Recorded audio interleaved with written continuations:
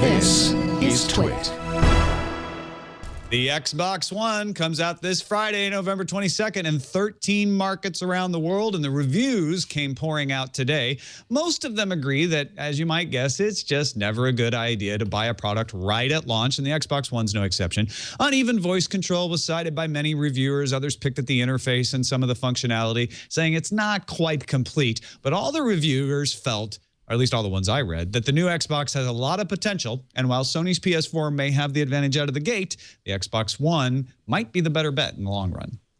Qualcomm has new processors today. We've got a top-of-the-line Snapdragon 805. It's geared at mobile devices and 4K Ultra HD TVs. It's designed to, quote, deliver the highest quality mobile video, imaging, and graphics experiences. That's from Qualcomm. We've also got a Gobi 9X35. It's a 4th-gen 4G LTE modem, which also runs 3G and other wireless technologies. Qualcomm also introduced a new RF transceiver chip, the WTR3925, says that the chips offer significant improvements in performance, power consumption, and printed circuit board area requirements. Because Apple wants to make it as easy as possible for you to part with your money, the company just introduced a new Apple Store app for iPad. This is an iPad native app that lets you buy Apple products, sign up for events, and schedule Genius Bar appointments. However, the in-store features of the iPhone app are not included in this iPad version.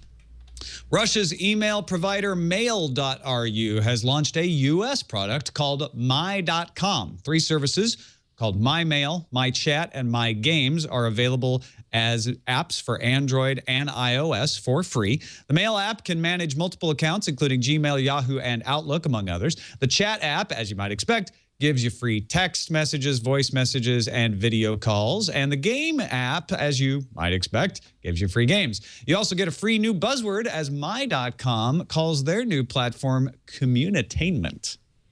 Ew.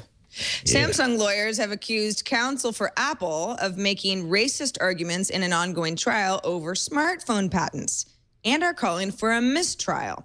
Harold McGillany, Apple's attorney, spoke yesterday of a memory as a child watching TV on American-made sets and how intellectual property could have saved these products.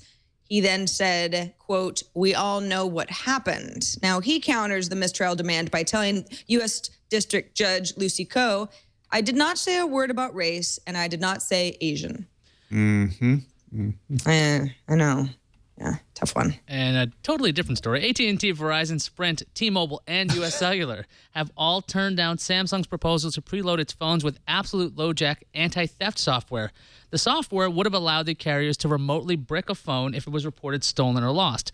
The wireless carriers claim that a kill switch won't work as a solution because it could be misused by hackers who could disable someone else's phone.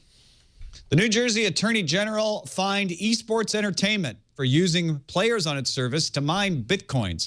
We talked about this back when it was first announced in May. The company included code in a software update that was installed on around 14,000 computers and minted 30 bitcoins. The company told Wired in May that the code was injected by an employee without their approval, and that employee has since been terminated. Esports Entertainment also faces a class action suit in California.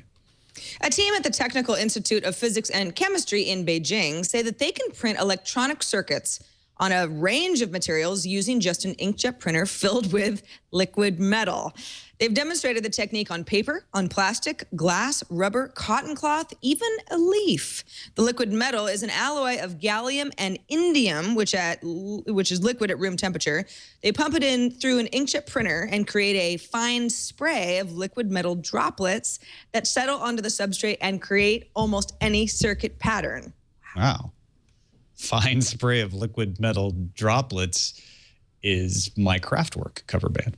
Ars Technica reports the Wikimedia Foundation issued a cease and desist letter to WikiPR demanding that the company immediately halt editing Wikipedia, quote, unless and until WikiPR has fully complied with the terms and conditions outlined by the Wikimedia community.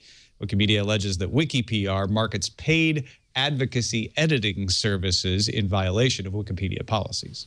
The Logitech iPhone game controller enclosure is now official, and it has a spiffy name of PowerShell. It costs about $100. It's compatible with the iPhone 5S, iPhone 5, and the 5th generation iPod Touch. So if you got a 5C, this won't work. The PowerShell also packs a 1,500 milliamp hour battery that will charge your phone on the go.